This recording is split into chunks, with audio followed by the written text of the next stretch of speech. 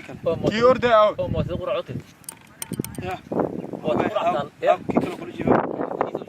howlgal ay iska kaashadeen ciidanka xoogga dalka Soomaaliyeed iyo kuwa dib u xiraynta deegaanka ayaa ka dhacay aagga jiinka webiga degmada Mahday ee gobolka Shabeellaha Dhexe.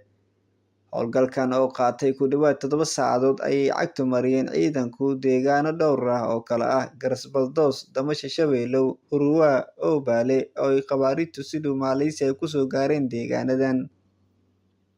Howlgalkan ayaa hormuud u ahaa taliyaha guutada 28aad qaybta 21aad ee Abu Cubayda Gaashaanle Dhexe Ali Xuseen Kuuso Cali Waamo. Sidoo kale waxaa howlgalka qayb ka ahaa taliyaha ururka 281aad guutada 28aad Dhamma Duraan Jaamac Al Cadaala iyo saraakiil kale. Saraakiishan ciidankan oo ku dhex lugeynayay aagga jiinka webiga labadiisa dhinac ee degmada Mahday ayay gacanta ku soo dhigeen rag la tuhunsan yahay in si hoose ay kula shaqeynayeen argagixisada. Waxa ayna saraakiisha inoo dusiyeen in lagu raad joogo xubno kale oo uu soo galay tuhun ah la shaqeynta argagixisada Al-Shabaab.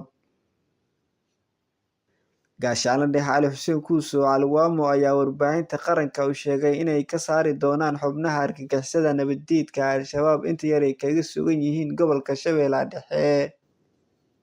Sidoo kalena ay ugu dabageli doonaan goobaha hawdka iyo weliba goobaha biyo-galeennada ah oo ay kaga dhuumaaleystaan rasaasta iyo gantaalada geesiyaasha ciidanka xoogga dalka Soomaaliyeed.